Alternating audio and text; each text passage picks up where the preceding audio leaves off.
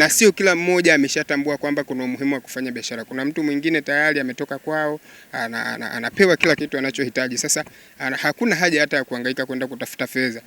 Salama, unaitwa nani? Kwa jina ninaitwa Chacha. Unasoma mwaka ngapi? Sasa hivi nipo mwaka wa 3 degree. Mwaka 3 degree. Ni hotel source.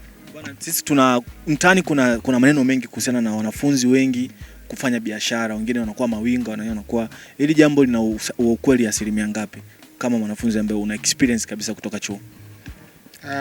Kwa kipindi ambacho nimekuwa chuo, hili jambo nahisi lipo, na kwa kawaida ni kwamba inategemea ni namna gani ambavyo mtu perception yake ilivyo. Kwa sababu hili jambo lipo, lakini sio kwamba ni kwa wanafunzi wote. Kwa hiyo inategemeana kwamba kutokana na mazingira tuliyotokea, mtu mwingine passion ya biashara nayo.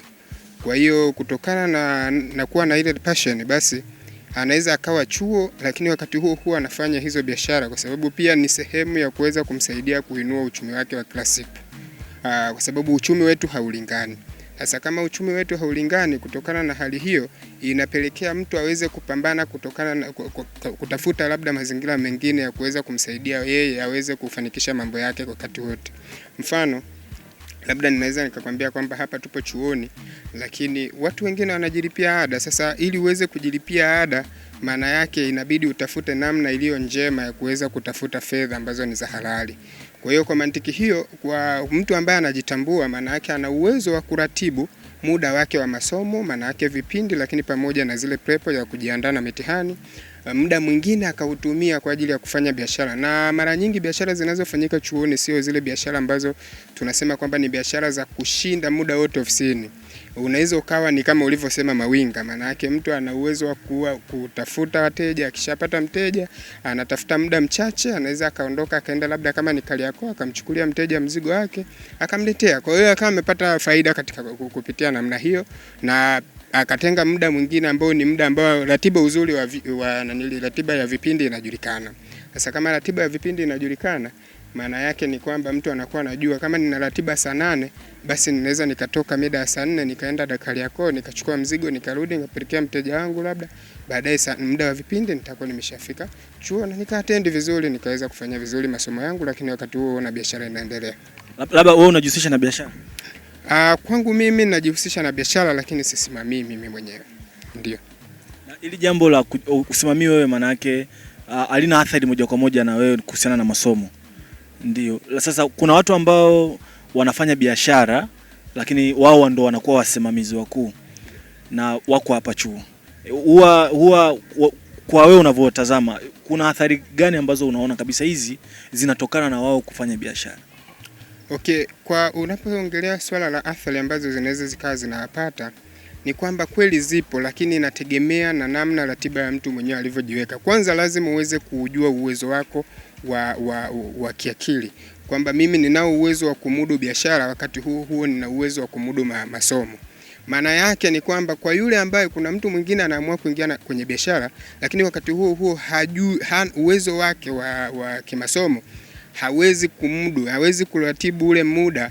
Maana yake ule muda anaoenda kufanya biashara anakuwa anasahau kabisa kwamba masomo hayapo. Kwa hiyo inampelekea yeye aweze kusahau swala la masomo, anajikita zaidi kwenye masuala ya kibiashara. Kama unavyojua kwamba mambo ya kibiashara ni mambo ambayo yanapelekea unakuwa unapata hela. Kwa hiyo sasa ndio hela inakuwa ni tamu, unasahau masomo. Kwa hiyo kwa mantiki kama hiyo, sasa mtu akishindwa kuratibu hilo jambo vizuri, inaweza ikampelekea akasahau kabisa swala la masomo, na akajikuta anavyokuja anakuwa anapata labda anafeli mitihani, au wakati mwingine anaamua anasema sasa kwa sababu nimeshaona biashara iko vizuri, basi haina haja tena ya kuendelea na shule, ngoja kwanza nifanye winga. Sasa tupe asilimia. Kwa unavyokiona chuo cha maji, asilimia ngapi unaikipa asilimia ngapi cha wanafunzi wake kufanya biashara na asilimia ngapi wanafunzi wake hawafanyi biashara? Kwa jambo hilo kwa sasa hivi naweza nisilisemee kwenye pasenti kwa sababu sijafanya utafiti. Lakini kiukweli ninachoamini ni kwamba hilo jambo lipo. Wapo watu wanaofanya biashara na wanasoma, lakini pia wapo watu wanasoma na hawafanyi kabisa biashara. Kwa hiyo ni kulingana na mtizamo wa mtu binafsi. Kwa mtizamo wako, yani unavyoona, kwa unaokutana nao, unaongea nao, na kwa wale unaona anaendelea hapa chuo, umeona ni unaweza kapa asilimia ngapi? kidogo inakuwa ni changamoto. Najua kitu ambacho hakina utafiti kinakuwa ni ugumu sana kukitolewa. Tunasema mara nyingi sana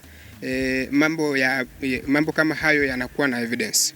Unapokuwa unatoa taarifa ambayo huna utafiti au hauna zile evidence zinazokuonyesha kwamba labda naweza nikasema 50%, labda 50 kwa 50, lakini sina uhakika kwamba kweli 50% ya wanafunzi wa chuo cha maji wanafanya. Ila ninachokiamini ni kwamba wapo wanafunzi wanaofanya biashara na wanasoma. Hicho mimi nataka sasa tupate 100%. Tusizungumzie wanafunzi, tuzungumzie watu ambao uko nao karibu ambao ni wanafunzi wapo. Okay. Kwangu mimi, kwa ambao nafahamu, tuchukue 100% tu. Tufanye 100% ambazo zitatokana wale ambao uko nao na wanafanya biashara, yani kwa wale ambao mnasoma nao ambao mna mazungumzo, yani mna share ideas. Okay. Kwa marafiki zangu mimi wapo baadhi, lakini kwa haraka naweza nikasema ni kama 30%, kwa sababu pia issue ya biashara nimekuambia kwamba ni inategemea na perception ya mtu mwenyewe, na sio kila mmoja ameshatambua kwamba kuna umuhimu wa kufanya biashara. Kuna mtu mwingine tayari ametoka kwao, anapewa kila kitu anachohitaji. Sasa hakuna haja hata ya kuhangaika kwenda kutafuta fedha. Lakini pia issue nyingine ya kutafuta mtu wewe kama wewe, maana yake inategemea pia na makuzi. Mtu mwingine amekulia labda kwenye biashara, ameshajua kwamba baada ya chuo kuna namna ya kupambana. Lakini kuna mwingine anasoma, anaamini kwamba labda nikishamaliza lazima nikafanyaje? Nikaajiriwe. Kwa hiyo kwa mantiki hiyo, yeye anachojua ni kwamba mimi kipindi hiko niko hapa chuo, mambo yangu yote, gharama zangu zote anasimamia mzee, na nikishamaliza hapa nitaenda kuajiriwa na mimi ndo nitaanza kupata fedha. Kwa hiyo mtu kama huyo ni ngumu sana kumkuta anajihusisha na masuala mengine ya kibiashara. Basi nakushukuru sana. Na mimi nakushukuru sana. Asante sana.